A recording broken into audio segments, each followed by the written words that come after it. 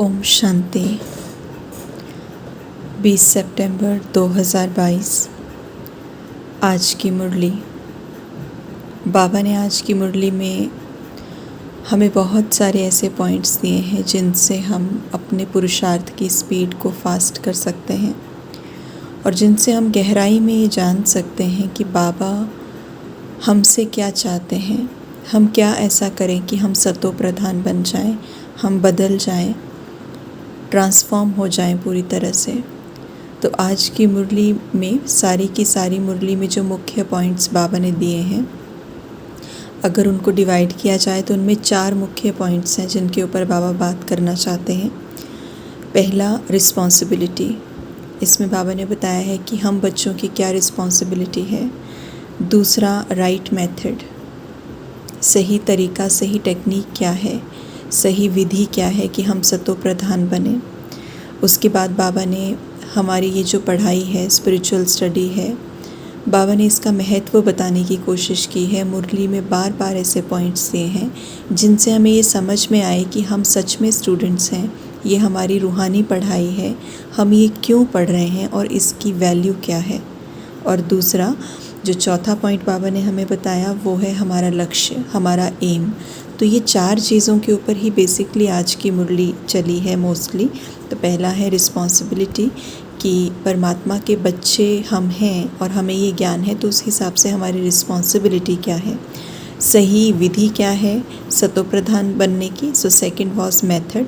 तीसरा है इस पढ़ाई की ज़रूरत क्यों है, इसकी गहराई, इसकी इम्पोर्टेंस, हमें इसकी इम्पोर्टेंस कितनी है कितनी नहीं है वो भी बाबा ने बता दिया है। और हमारा एम, ऑब्जेक्ट क्या है, उसके ऊपर बाबा ने चर्चा की है। तो पहला पॉइंट जो बाबा ने सार में ही हमें बताया है वो है हमारी रिस्पॉन्सिबिलिटी से रिलेटेड। बाबा ने हमें याद दिलाई है, बाबा कहते कि तुम बच्चों को, जैसे बाबा हम बच्चों को पवित्र बनाते हैं इस ज्ञान के आधार से, इस सत्यता के आधार से, तो बाबा कहते उसी तरह तुम बच्चों को भी दूसरी आत्माओं को पवित्र बनाना है। पर वो पवित्रता की सेवा हम तभी कर सकते हैं जब हम अंदर से पवित्र होंगे। अंदर से पवित्र होने का क्या मतलब है? एक तो है बाहरी तौर पे हम किसी को ज्ञान सुना देते हैं, हमने किसी को बाहरी तौर पे बोल दिया आप आत्मा हैं, या हमने कह दिया ये ड्रामा है या परमात्मा ऐसे है। लेकिन अगर हमें उस चीज़ का अनुभव नहीं है तो वो चीज़, उसका तीर नहीं लगेगा। वो जैसे कि एक वेस्ट है, वो जैसे जस्ट एक इन्फॉर्मेशन है जिसमें कुछ ताकत नहीं है। क्यों? क्योंकि हमारे अंदर वो बदलाव नहीं आया है। जब तक हमारे भीतर वो बदलाव नहीं है, जब तक हमारी वृत्ति, हमारी स्मृति में देह भान है ना। वृत्ति मतलब एटीट्यूड। हमारा एटीट्यूड, हमारी वृत्ति बनती है हमारी स्मृति से। लेकिन मेरा एटीट्यूड ही नहीं बदला है, मुझे अभी तक यही लगता है कि मैं शरीर हूँ, मेरी स्मृति भी मुझे यही कहती है तुम शरीर हो। तो तब तक जब मेरे अंदर ही बदलाव नहीं है तो मैं, how can I make the other soul pure, मैं नहीं बना सकती उसको। तो इसीलिए बाबा ने इसमें ये बताने की कोशिश की है, जो सार है कि बाबा कहते हैं अपना समय वेस्ट मत करो यूज़लेस मैटर्स में। ऐसी चीज़ें जिनमें आपकी ज़रूरत नहीं है, ऐसी चीज़ें जिनको आपको नहीं सोचना चाहिए, ऐसी चीज़ें जो कि आपकी कोई काम की नहीं है। बाबा कहते समय बर्बाद कर रहे हो। खुद के ट्रांसफॉर्मेशन पे, बदलाव पे अगर हम ध्यान देंगे तो हम दूसरों को प्योरीफाई कर सकते हैं। बट अगर खुद को हम प्योरीफाई नहीं करते हैं और हम सेवा में चले जाते हैं डायरेक्टली, जैसे संडे की वाणी में बाबा ने कहा था कि सेवा में तीर नहीं लगने का एक ही कारण है, और वो एकमात्र कारण ये है कि खुद में बदलाव नहीं है। सो हमारा पूरा फोकस पहले तो खुद को प्योरीफाई करने का है। ये हमें चेक करना है बहुत डीपली, गहराई से। उसके बाद बाबा ने ये बताया कि बच्चों की कौन सी बात को बाबा जब देखते हैं तो बाबा को बहुत रहम आता है। तो बाबा ने बताया जब बाबा ये देखते हैं कि बच्चे अपना समय व्यर्थ कर रहे हैं, कोई वेस्ट, कोई नेगेटिव, कोई ऐसी चीज़ जिसका कोई मतलब नहीं है उसमें अपना समय दे रहे हैं, और उसमें भी स्पेसिफ़िकली आज बाबा ने टारगेट किया है परचिंतन को, कि जब बच्चे परचिंतन में अपना समय व्यर्थ करते हैं, बाबा कहते जब बच्चे घूमने फिरने के लिए जाते हैं तो बाबा की याद नहीं रहती, लेकिन वेस्ट चीज़ों की तरफ ध्यान ज़्यादा होता है। और हमारे लिए वेस्ट क्या है? दुनिया की हर एक चीज़ जो हमें बॉडी कॉन्शियसनेस की स्थिति में स्थित कर रही है, चाहे वो कोई बात हो, चाहे वो कोई चिंतन हो, या कुछ भी, कोई भी कॉन्शियसनेस जिससे हमारा देह अभिमान और पक्का होता जा रहा है, वो सारी वेस्ट है। इवन वेस्ट भी क्या, वो सारा हम नेगेटिव ही कहेंगे, क्योंकि हम आत्मिक स्थिति का अभ्यास करना चाह रहे हैं। लेकिन कोई भी ऐसी चीज़ जिसका हम चिंतन कर रहे हैं और चिंतन करने का रिज़ल्ट ये निकल के आ रहा है कि हमारी देह भान वाली अवस्था और पक्की हो रही है, तो वो हमारे लिए बेनिफिशियल नहीं है। इसलिए बाबा कहते हैं कि बाबा को तरस पड़ता है कि बच्चे अपना समय कहाँ वेस्ट कर रहे हैं। फिर बाबा ने बच्चों को समझाने देते हुए ये भी बताया कि जो भी हुआ सो हुआ, लेकिन अब तुम बच्चे अपने जीवन को सुधारने का प्रयास करो, टाइम वेस्ट नहीं करो। और सतो प्रधान अगर हम बनना चाहते हैं तो बाबा ने कहा उसके लिए परमात्मा की एक्यूरेट याद, परमात्मा के जो महावाक्य हैं, जो वर्जन्स उसने बोले हुए हैं, वो हमारे प्रैक्टिकल जीवन में होने चाहिए। तो बाबा कहते उसके लिए ऑनेस्ट हार्ट, एक साफ दिल, सच्चे दिल से, ऑनेस्ट हार्ट से, ईमानदार हो करके हम वो सारी चीज़ें अपने जीवन में अपनाएं। बाबा ने कहा कि मजबूरी से नहीं, कि मजबूरी से मुझे ये चीज़ें करनी है या बाप को याद करना है, नहीं, बट एक समझ होनी चाहिए that why we are doing these things, हम क्यों कर रहे हैं ये सारी चीज़ें। उसके बाद आगे चल कर के वाणी के अंदर बाबा ने और एक बहुत अच्छी बात बताई। बाबा ने कहा पत्थर बुद्धि और पारस बुद्धि दो तरह के बच्चे हैं। तो पत्थर बुद्धि जो है, पत्थर बुद्धि माना कि जब अपवित्रता आत्मा के अंदर आ जाती है तो उसको हम बोलते हैं पत्थर बुद्धि। उसके ऊपर जैसे पत्थर के ऊपर पानी गिराते हैं तो वो रिश्ता नहीं है, वो पत्थर उसको एब्जॉर्ब नहीं करता है अपने अंदर, वो नहीं उसको समा पाता है। उसी तरह से जब हम पत्थर बुद्धि बन जाते हैं, जब हमारे अंदर देभान आ जाता है, तो हम भी चीज़ों को अडेप्ट नहीं कर पाते। साथ ही बाबा ने ये बताया कि दूसरा और कोई रास्ता नहीं है सिवाय परमात्मा को याद करने के, उसकी डायरेक्शंस को फॉलो करने के, उसकी पढ़ाई को बड़ी शिद्दत से, बड़े प्यार से, बड़ी मेहनत से पढ़ करके अपने में परिवर्तन करने के अलावा और कोई भी दूसरा तरीका नहीं है जिससे कि हम पावन बन जाएं। तो ये बाबा ने मेन बात बाबा ने बताई। उसके साथ साथ बाबा ने बताया कि अगर तुम बच्चे सचमुच में सतो प्रधान बनना चाहते हैं तो मेथड क्या है उसका। बाबा कहते एक तो साफ दिल होनी चाहिए, सच्ची दिल होनी चाहिए, और बड़े प्यार से जो भी बाप कह रहे हैं, जो भी हमें समझानी दी जा रही है, उसको बड़े प्यार से, बड़े एक्यूरेट तरीके से बाबा ने कहा अपने जीवन में लाना है। तो बाबा की याद भी बाबा की याद बड़ी सच्ची होनी चाहिए, बड़े प्यार से हमें बाबा की याद में रहना है, और बेसिकली बाबा की बातों को भी हमें सच्चे दिल से, ऑनेस्टी से, ईमानदारी से अपने जीवन में इम्प्लीमेंट करना है। साथ ही बाबा ने आज कहा कि सिर्फ तुम बच्चों के लिए सिर्फ मैं ही तुम्हारा सच्चा दोस्त हूँ और कोई तुम्हारा सच्चा मित्र नहीं है। देखा जाए तो ये सच भी है, क्योंकि हम आत्माएं जितने भी संबंध बनाती हैं वो सभी संबंध लेने या देने के हैं। या तो कोई आत्मा हमें कुछ देने के लिए आती है या हमसे कुछ लेने के लिए आती है। सो बेस हर एक रिलेशन का लेना या देना है, लेकिन परमात्मा के साथ का जो संबंध है वही एक गहरा संबंध है जिसमें हम चाहे कुछ भी कर लें लेकिन उसकी तरफ से एक्सेप्टेंस हमारे लिए हमेशा है। तो वो लेने और देने से परे रिश्ता है। तो इसलिए बाबा ने कहा मैं ही तुम्हारा सच्चा मित्र हूँ। और साथ ही साथ में मेथड को भी बाबा ने बताया, बाबा ने हमें हमारी रिस्पॉन्सिबिलिटी समझाई, साथ के साथ में बाबा ने इस पढ़ाई की इम्पोर्टेंस को बताया। ये पढ़ाई इतनी ज़्यादा ज़रूरी है और ये इतनी ज़्यादा अमूल्य पढ़ाई है कि बाबा कहते इससे तुम 21 जन्मों के लिए कमाई करते हो। हमारे दुख दर्द सब, अशांति सब कुछ इससे मिट जाता है। तो बाबा कहते इस पढ़ाई के पीछे तो बिल्कुल लग जाना चाहिए। बाबा कहते चाहे खाना जा रहा है जाए, चाहे नींद जा रही है जाए, इस पढ़ाई की इम्पोर्टेंस इतनी होनी चाहिए हमारे लिए, क्योंकि ये पढ़ाई प्रैक्टिकल जीवन में धारण करने वाली है और ये पढ़ाई हमें मनुष्य से देवता बना देती है। ऐसी दुनिया में कोई पढ़ाई ही नहीं है जो एक पर्सन की पर्सनालिटी को चेंज कर दे। लेकिन ये पढ़ाई मुझ आत्मा के गहरे गहरे संस्कारों को, पिछले जन्म के संस्कारों को और अनेक जन्मों के संस्कारों को, 63 जन्मों के संस्कारों को परिवर्तन करने के निमित्त ये पढ़ाई बनती है। तो इस पढ़ाई के अंदर कितनी पावर है। एक एक कर्म हमारा रिफ़ाइन हो जाता है, एक एक थॉट हमारा रिफ़ाइन हो जाता है। तो बाबा कहते हैं इस पढ़ाई की वैल्यू को समझना है, हमारा एक एक रिश्ता शुद्ध हो जाता है। तो इसलिए बाबा कहते हैं इस पढ़ाई को उतनी ज़्यादा वैल्यू देनी है। ये पढ़ाई बहुत महत्वपूर्ण है क्योंकि पढ़ाने वाला स्वयं परमात्मा है। तो बेसिकली जो नॉलेज परमात्मा के पास है वो ही नॉलेज परमात्मा हमें दे रहे हैं। तो परमात्मा के पास जो नॉलेज है वो कितनी ऊंच है, और परमात्मा हमारे पास वो अपॉर्चुनिटी है कि परमात्मा खुद आकर के बोल रहा है कि मेरे जैसा बनो।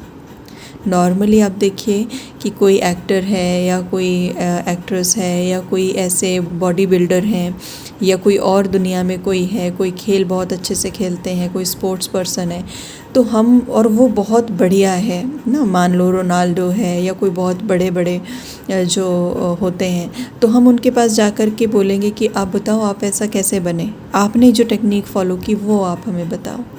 तो उसी तरह से हम ये सोचें कि परमात्मा जो कि सबसे ऊंच है, सबसे महान है, और वो कह रहा है कि मैं ऐसा क्यों हूँ और मैं इस तरीके से जो मेरे अंदर जो क्वालिटीज़ हैं और जैसा मैं हूँ मैं तुमको भी वैसा बनाने के लिए आया हूँ और मैं वो टेक्निक तुमको सिखा रहा हूँ। तो हम तो कितना डेस्परेटली उसके पीछे लग जाना चाहिए उस टेक्निक को सीखने के लिए।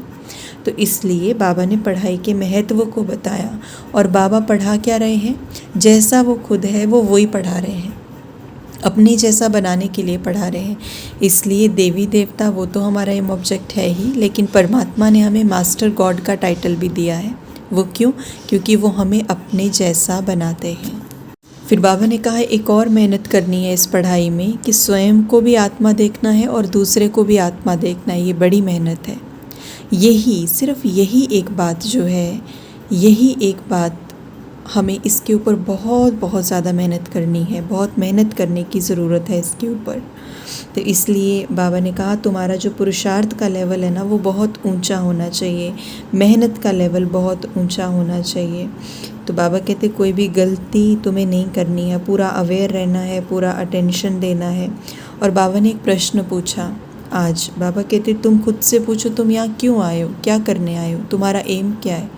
तो बच्चे तो फटाफट बोल देते हैं बाबा हमारा एम है लक्ष्मी नारायण बनना, देवता बनना। तो बाबा ने इस क्वेश्चन की गहराई में जाने के लिए बोला क्या करने आए हो यहाँ पे। तो बाबा कहते तुम ये बताओ देवता बनना है या नौकर चाकर बनना है, पहले तो अपना एम डिसाइड करो, उसके बाद स्टेप लो आगे। तो बाबा ने ये प्रश्न पूछा। फिर बाबा ने बताया सर्विस का मतलब क्या है, दूसरे का कल्याण करना। उसके बाद बाबा ने और कुछ चीज़ें हमें क्लियर की। धारणा के अंदर बाबा ने हमें बताया कि जब भी हम परमात्मा के महावाक्य सुनते हैं तो हमारी जो स्थिति है वो कैसी होनी चाहिए। उसमें 2 बातें बाबा ने मेंशन की। पहली बात बाबा कहते तुम्हें बहुत with a lot of love, बहुत प्यार से तुम्हें पिता की बात सुननी है, परमात्मा की बात सुननी है। और दूसरा बाबा ने बताया कि तुम्हारी जो स्थिति है वो आत्मिक स्थिति होनी चाहिए, सोल कॉन्शियसनेस की स्थिति होनी चाहिए। और बाबा कहते वैसे सुनना है। और बाबा ने कहा कि तुम्हें कोई झुटका नहीं खाना है। माना कि जब हम पढ़ाई को पढ़ रहे हैं, जब हम ये सारी चीज़ें सुन रहे हैं तो उसमें किसी भी प्रकार की लेज़ीनेस नहीं होनी चाहिए, किसी भी प्रकार का अलबेलापन नहीं होना चाहिए, क्योंकि ये पढ़ाई छोटी मोटी पढ़ाई नहीं है। हमें पहले इस पढ़ाई की गहनता को, इसकी इम्पोर्टेंस को समझना पड़ेगा कि ये हमें पढ़ा कौन रहा है, ये किसके महावाक्य हैं और इस पढ़ाई से हम बनते क्या हैं। जब पढ़ाई का महत्व पता होगा उसके बाद हमारे अंदर वो एक डिसिप्लिन आएगा। तो इसलिए बाबा ने विधि बताई। और बाबा कहते कि इस पढ़ाई को ऐसे पढ़ना है, इसके लिए भले तुम्हारी नींद फिट जाए, माना नींद करो नहीं करो, या तुम खाना खाओ नहीं खाओ, तो basically it's not about the food and the sleep. ये ऐसा नहीं कि हम खाना पीना छोड़ दें, बट जस्ट बाबा एक उसकी गहराई को बता रहे हैं कि इसकी इम्पोर्टेंस इतनी होनी चाहिए, इतना अंदर बुद्धि में पढ़ाई चलनी चाहिए। पढ़ाई मतलब क्या, परमात्मा मुझे क्या करने के लिए बोल रहे हैं, मुझे मेरे प्रैक्टिकल जीवन में कैसे चलना है, मुझे सिचुएशंस में अपनी स्थिति कैसे बना के रखनी है। तो बाबा हर एक टेक्निक को बच्चों से डिस्कस करते हैं और उस टेक्निक को अपनी परिस्थितियों में याद रखना, यही एफर्ट है, यही पुरुषार्थ है, यही मेहनत है, क्योंकि हमें प्रैक्टिकल स्वरूप बनना है।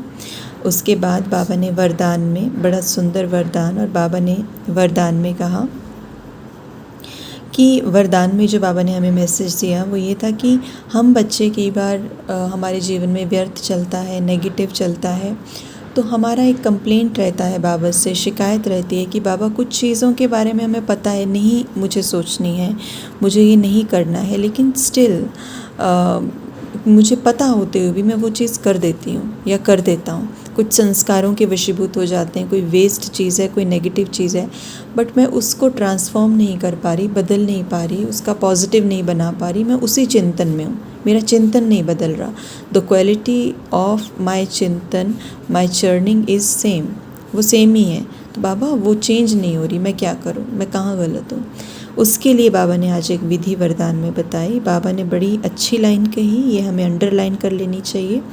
बाबा कहते, जो आत्माएं अपने ओरिजिनल स्वरूप की स्मृति में रहती हैं कि मैं कौन हूँ, मैं ज्योति स्वरूप आत्मा हूँ, जो आत्माएं अपने ओरिजिनल स्वरूप की स्मृति में रहती हैं, केवल वही आत्माएं वेस्ट को कुछ पावरफुल में चेंज कर सकती हैं। वेस्ट थॉट्स को शक्तिशाली में परिवर्तन सिर्फ और सिर्फ वही आत्माएं कर सकती हैं जिनको अपने स्वरूप की पहचान है, जो अपने स्वरूप में स्थित हैं, जो उसकी अवेयरनेस में है, उसकी स्मृति में है।